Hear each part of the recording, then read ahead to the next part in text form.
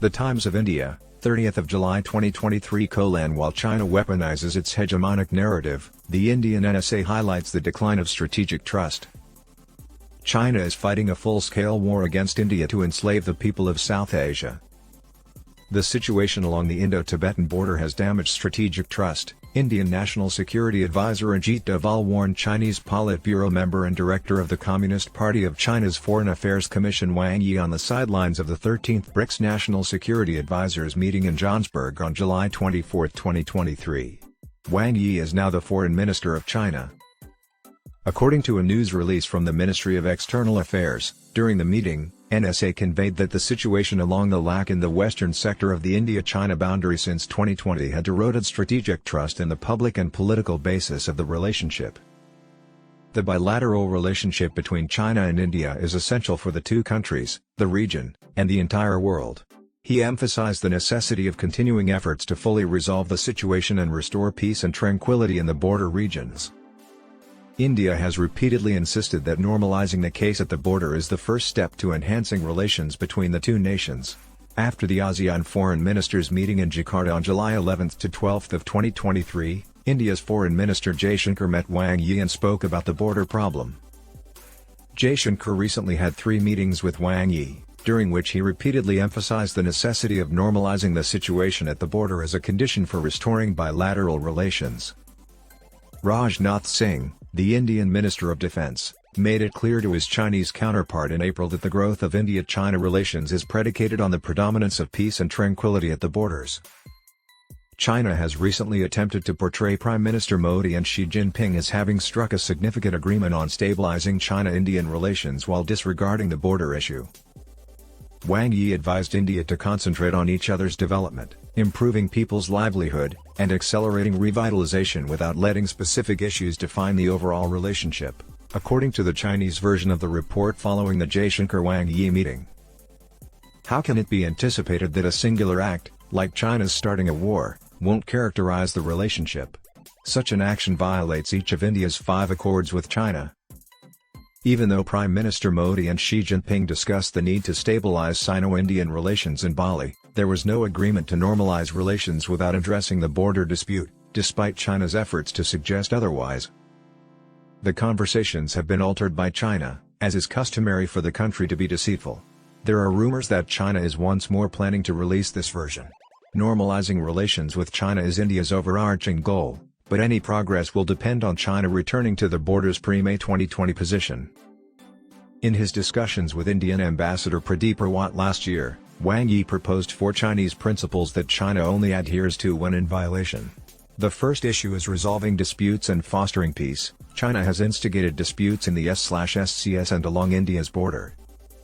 He makes the following second point to revive vitality and advance growth. China has used the debt trap, or BRI, to get strategic concessions, and the system is opaque. All the projects are centrally designed by China with its interests in mind and reserved for Chinese enterprises. He also says Chinese activities do not pursue inclusive advancement while remaining open.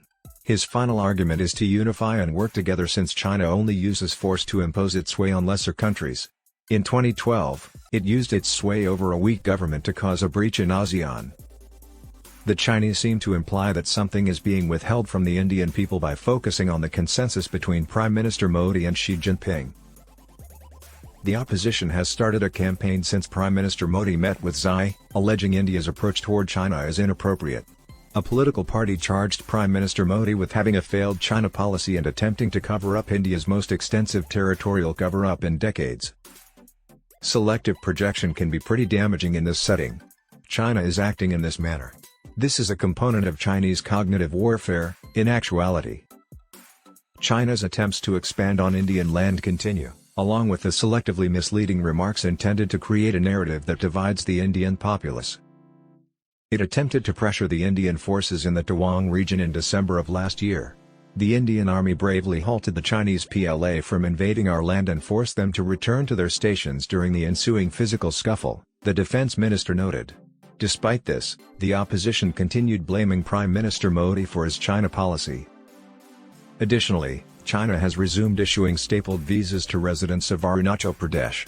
Chinese officials have handed stapled keys to athletes who are part of the Indian wushu team from Arunachal Pradesh. China has previously granted stapled visas to residents of India from Arunachal Pradesh. Arunachal Pradesh athletes have previously had their requests for permits to compete in international competitions in China refused. In the past, China had refused Indian Army officers stationed in J&K visas, even for business engagements. Such behaviors violate accepted bilateral connections, more so when there are agreements between the two countries to manage good relations. China also is expanding its presence in the Indian Ocean. Admiral R. Hari Kumar, the head of the Indian Navy, noted in April this year that there is a large presence of Chinese vessels in the Indian Ocean region and that India closely monitors regional developments to safeguard and uphold Indian national interests. The Chinese survey ship was berthed in Hambantota last year. Chinese survey ships are becoming more common in the vital area of the Indian Ocean. These survey ships have been engaged in various regional operations carrying state-of-the-art gear and research tools. The Chinese survey ship's presence in the Indian Ocean reflects China's growing maritime ambitions. Along with economic goals, the Chinese survey ship voyages serve military and strategic objectives. India needs to be aware of these factors. In essence, China represents a threat not just in the visible cognitive sphere but also in the physical domain. It uses its selected narratives to undermine the national resolve and sow disbelief among the populace over the legitimacy and objectives of the ruling regime. As part of a carefully thought-out plan, China is aiming its tails at the Indian public to obtain an appropriate response from them. The decision-makers need to pay urgent attention to this aspect. The security of Indian territory and marine domain are requirements of pragmatism, along with highly effective steps to fight the weaponized Chinese narratives. India must establish a specialized, high-powered organization to do this duty.